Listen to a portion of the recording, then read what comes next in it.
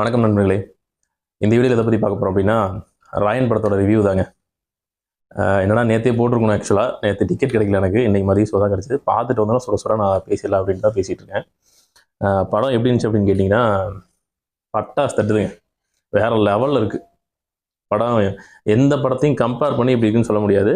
படத்தோட லைன் என்னென்னு பார்த்தீங்கன்னா, நம்ம ராவணன் சூர்பனகை அவங்கள எடுத்துக்கலாம். ஸோ அண்ணன் தங்கச்சி பாசம் அந்த பேஸில் தான் படம் இருக்குது. ஒரு ஃபர்ஸ்ட் ஹாஃப் வரைக்கும் பார்த்தீங்கன்னா, ஒரு ஸ்டேஜ் வரைக்கும் பார்த்தீங்கன்னா, அண்ணன் ஹீரோ வந்து நம்ம தனுஷ் வந்து அண்ணன், 2 தம்பிங்க தங்கச்சி, இப்படி தான் ஃபேமிலி. அது இதில் வந்து ஒரு ஸ்டேஜ் வரைக்கும் குடும்பம்னு சொல்லி அந்த தம்பிங்களுக்காகவும் தங்கச்சிக்காகவும் ஓடிட்டே இருப்பார். ஆனால் சின்ன வயசுலேருந்தே பார்த்தீங்கன்னா ஒரு தங்கச்சி மேலே அவருக்கு ரொம்ப பாசம். யாருக்கு? தனுஷ்க்கு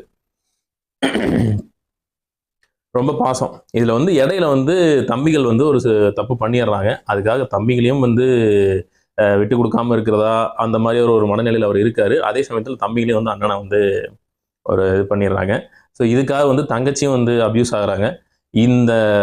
இதுக்கப்புறம் இந்த சம்பவம் நடந்ததுக்கப்புறம் கதை எப்படி போகுது அப்படிங்கிறதான் படங்க. வேற லெவலில் இருந்ததுங்க படம். ஆனால் உண்மையிலேயே வந்து தனுஷ்க்கு இந்த மாதிரி படம் எடுக்க தெரியும்னு நம்பவே முடியல. நான் ஃபர்ஸ்ட் இந்த படம் வரும்போதே நான் வரதுக்கு முன்னாடி என்ன யோசிச்சேன், இந்த ஒரு படம் வரப்போகுது அப்படிங்கிறப்பவே நம்ம இந்த என்ன படம் வந்து பவர் பாண்டி படம் இருக்குது பார்த்தீங்களா, அந்த மாதிரி அந்த ஒரு கெப்பாசிட்டி இருக்குது பார்த்தீங்கன்னா, அந்த லெவலில் தான் படம் இருக்கும் அப்படின்னு நான் நினச்சேன். ஆனால் இது வேற லெவலில் இருக்குங்க. நம்ம வெற்றிமாறன் சாரே பார்த்துருந்தா கூட ஆச்சரியப்பட்டிருப்பாரு. ஏன்னா நம்ம செல்வராகவன் சார் சொன்னார் இல்லையா, நானே எடுத்திருந்தா கூட இந்த அளவுக்கு பர்ஃபெக்டாக எடுத்துருக்க முடியாது ஆடி லான்ச்சில் சொன்னார். அது போல தான் வந்து படம் அப்படி இருக்குது. ரொம்ப சூப்பராக இருக்குங்க. எனக்கு வந்து இதில் தங்கச்சி கேரக்டர் வந்து ரொம்ப ரொம்ப பிடிச்சதுங்க. எப்படி சொல்கிறது, ஒரு வீர பெண் தமிழ் பொண்ணுன்னு சொல்லுவோம் இல்லையா, அந்த மாதிரி அந்த கேரக்டர் அப்படி டிசைன் பண்ணியிருக்காரு. சூப்பராக அந்த பொண்ணு நடிச்சிருக்காங்க. செம்மையாக இருக்குது. அதே மாதிரி தம்பிங்க கேரக்டரும் சூப்பராக இருக்குது. எஸ்ஜே சூர்யா சார் வந்து வில்லன். ஆக்சுவலாக அவர் வேற கோணத்தில் பார்க்கலாம். இது வரைக்கும் வில்லனா நம்ம பார்த்துருப்போம்ல, அந்த மாதிரி இல்லாமல் இதில் ஒரு டிஃப்ரெண்ட் அந்த லோக்கல் சென்னை லோக்கல் ஏரியாவில் இருக்கக்கூடிய வடசென்னை அந்த ஏரியாவில் இருக்கக்கூடிய ஒரு பர்சனாக வந்து காமிச்சிருக்காங்க. ஏரியா தாதா மாதிரி கிட்டத்தட்ட பார்த்தீங்கன்னா வடசென்னை படத்தில் வரும் பார்த்தீங்களா, அந்தந்த ஏரியாக்குள்ள ஒரு தாதா இருப்பாங்க, அந்த மாதிரியான ஒரு சாயல் இது. ஆனால் படம் வேற லெவல். அவரும் சூப்பராக பண்ணியிருக்காரு. ஒரு சில இடத்துல ஹியூமர் ஒர்க் அவுட் ஆயிருக்கு, நல்லா இருக்கு. படம் ஸ்டார்ட் ஆகும்போது பார்த்தா எனக்கு அந்த சின்ன பசங்க நடிக்கிற இது இருக்கு இல்லையா, ஸோ அது வந்து ஏதோ கொஞ்சம் கனெக்ட் ஆகலையோ, கொஞ்சம் நடிப்பில் ஏதோ தப்பு பண்ணாவளோ அப்படின்ற மாதிரி ஒரு இது இருந்தது ஆரம்பத்தில் படம் ஸ்டார்ட் ஆகும்போது. அதுக்கப்புறம் அவங்க பெரியவங்களா வளர்ந்து வந்து கொஞ்ச நேரம் தான் வந்ததுக்கப்புறம் பார்த்தீங்கன்னா அது வேற லெவலில் இருக்கு. ஒரு படத்துல வந்து பாத்தீங்கன்னா ஒரு ஹீரோ ஆகட்டும் வில்லன் ஆகட்டும் அவங்களுடைய கேரக்டர் வந்து மெயின்டைன் பண்றது, அந்த கேரக்டர் இப்படிதான் அப்படின்னு ஃபிக்ஸ் பண்ணி நம்மளை வந்து நம்ப வைக்கிறது அப்படிங்கிறது ரொம்ப கஷ்டம். உதாரணத்துக்கு பார்த்தீங்கன்னா விஜய் சேதுபதி நான் நடித்த சேதுபதி படம் இருக்கு பார்த்தீங்கன்னா, அந்த படத்தில் அவர் ஆரம்பத்துலேருந்தே அவர் வந்து ஒரு டஃப்பான கேரக்டரு, அவரோட வேலையில் பொறுத்த வரைக்கும் டஃப், அதை வந்து அப்படியே பில்டப் அந்த ஆரம்பத்துலேயே பில்டப் பண்ணி கொண்டு போவோம். அது மாதிரி இதில் வந்து தனுஷ் வந்து ரொம்ப வந்து ஒரு ரகுடான ஆளு. அவர் இந்த படத்தில் ஒரு ஃப்ரேமில் கூட சிரிக்கலைங்க. உமா ஒரு இடத்துல கூட ஒரு சும்மா லைட்டாக ஸ்மைல் பண்ணுவார், அவ்வளோதான். மற்றபடி பல்லு தெரியுற மாதிரி ஒரு சீனில் கூட அவர் சிரிக்கலை. அப்படி ஒரு கேரக்டர் வந்து செதுக்கி வச்சிருக்காரு. தம்பிங்க கேரக்டரும் அப்படி தான் இருக்குது. ப்ளஸ் வந்து ஏஆர் ரஹ்மானுடைய மியூசிக் பா அப்படி இருந்தது. படத்தில் அவன் ஆரம்பத்துலேயே பார்த்தீங்கன்னா வெட்டு குத்து நல்லா வந்துட்டு இருக்கோம். தனுஷ் வந்து ஆக்ஷன் சீக்வன்ஸ்ல இறங்கியிருக்க மாட்டார். அவர் ஒரு இடத்துல இறங்குவாருங்க. அந்த அந்த இடத்துல ஒரு பிஜிஎம் போட்டிருப்பாரு ஏஆர் ரஹ்மான். பட்டா தட்டுச்சு. அது எப்படி என்ன சொல்றதுன்னு தெரியல.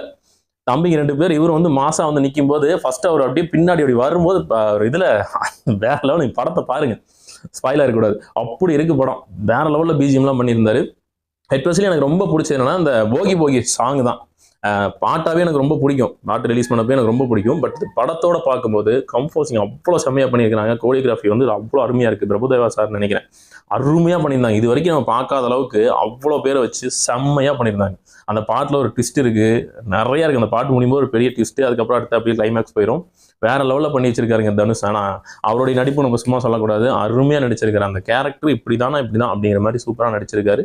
அதே மாதிரி வந்து சினிமோட்டோகிராஃபி ரொம்ப அருமையாக இருந்தது. வேற லெவல் இருந்து செல்வராகவன் சார் வந்து நம்ம பகாசுரன்லாம் பார்த்தோம். அவர் வேற லெவலில் நடிச்சிருப்பார் இல்லைங்களா பகாசுரன்ல. அது மாதிரி இதில் வந்து வேற ஒரு ஜானரில் வந்து நடிச்சிருக்காரு. அருமையாக இருந்தது. ஆக்சுவலாக வந்து ஆடியோ லான்ச்சில் சொன்ன மாதிரியே நல்லா வச்சு செஞ்சிருக்காருன்னு நினைக்கிறேன். நம்ம தனுஷ் வந்து செல்வராகவன் நல்லா வச்சு செஞ்சிருக்காரு. அந்தளவுக்கு அந்த கேரக்டர் வந்து சூப்பராக ஒர்க் அவுட் ஆயிருக்கு. எல்லா கேரக்டருமே ஒர்க் அவுட் ஆயிருக்கு. பிரகாஷ்ராஜ் சார் பார்த்தீங்கன்னா அவர் வந்து போலீஸ். ஆக்சுவலாக இது ஒரு சில படங்களை நம்ம பார்த்துருப்போம். கேங்குள்ள மோத விட்டுட்டு அந்த இதை அழிக்கணும் அப்படிங்கிற மாதிரி ஒரு போலீஸ் இருப்பாங்களே, 2 கேங் இருக்கும், நீங்கள் அடிச்சுக்கடா அப்படின்னு சொல்லி அவங்களுக்குள்ளே சண்டை மூட்டி விட்டு அவங்களே செத்து போயிட்டாங்க, நம்ம கேஸ் முடிஞ்ச மாதிரி அந்த மாதிரியான ஒரு கேரக்டர். பட் அதுவும் வந்து ரொம்ப அழகாக ஒர்க் அவுட் ஆயிருக்கு. சைலண்டாக வந்து வேலை பார்க்குற மாதிரி ஒர்க் அவுட் ஆயிருக்கு. சண்டை காட்சிகள் சொல்ல வேண்டாம், அருமையாக பண்ணியிருக்காங்க. அது என்ன நடக்குது ஏது நடக்குதுன்னு பார்க்கவே முடியல. அவ்வளோ ஃபாஸ்ட்டாக சண்டை நடக்குது, யார் எங்கே அடிக்கிறா யார் எங்கே குத்துறானே தெரியல அப்படி இருந்தது. ஆனால் தனுஷ் வந்து ஆக்ஷனில் வந்ததுக்கப்புறம் பார்த்தீங்கன்னா அவர் ஒரு கையில் ஒரு கத்தி மாதிரி ஒரு ஊசி மாதிரி வச்சிருப்பாருங்க. ஆக்சுவலாக லைக் அது எப்படி இருக்குன்னா, நம்ம டியூப்லெஸ் டயரில் பஞ்சர் ஓட்டுறதுக்காக அந்த ஹோல்ஸுக்குள்ளே இது பண்ணுவோம் பார்த்தீங்களா, கையில் இப்படி பிடிச்சிட்டு நீளமாக இருக்கும், அதே தான். அது கொஞ்சம் அந்த கம்பி வந்து பார்த்தீங்கன்னா இவ்வளோ நீளத்து நல்லா ஷார்ப்பாக பெருசாக இருக்குது, கையில் ஒரு கைப்பிடி மாதிரி வச்சிருக்காரு. அதை வச்சு தான் கடைசி வரைக்கும் சண்டை போடுவார். அமேசிங், பிரித்து மேய்ஞ்சிட்டாங்க. மியூசிக்கும் சொல்லவே வேணாம், ஏஆர்மனோட அடிக்ட் சொல்ல வேணாம், சூப்பராக இருக்குது. படத்தில் எனக்கு ரொம்ப ரொம்ப ரொம்ப ரொம்ப பிடிச்ச ஒரு பாட்டுன்னா அந்த போகி போகி பாட்டு தான். பாட்டும் சரி, கோரியோகிராஃபியாவும் சரி, படம் எனக்கு அந்த பாட்டு வந்து ரொம்ப பிடிச்சிருந்தது. ப்ளஸ் இந்த படத்தில் எனக்கு ரொம்ப பிடிச்ச கேரக்டர்னா அந்த தங்கச்சி கேரக்டர் தாங்க. ஆக்சுவலாக வந்து ராவணன் சூர்பனகை அதான் அப்படிதான் இருந்துச்சு படம். வேற லெவல், பிரித்து மேய்ஞ்சிட்டாங்க. நான் பார்த்துட்டு வந்து இப்போ ஜஸ்ட் படம் முடிஞ்சு இப்போ ஒரு ½ hour தான் இருக்கும். டக்குன்னு வீட்டுக்கு வந்து பேசிடலான்ட்டு நான் பேசிகிட்டு இருக்கேன். என்னுடைய ஹானஸ்ட் ரிவ்யூ தான். படம் பக்காவாக இருக்குது, பார்க்காதவங்க கண்டிப்பாக போய் பாருங்கள். படத்தில் மைனஸ்ன்னு சொல்கிறதுக்கு பெருசாக எதுவுமே கிடையாதுங்க. சூப்பராக பண்ணியிருக்காரு. தனுஷ் இப்படி ஒரு படம் பண்ணுவார் அப்படிங்கிறது உண்மையிலேயே ஆச்சரியம் தான். அவரோட மார்க்கெட்டிங் வேறு லெவலில் போகும்.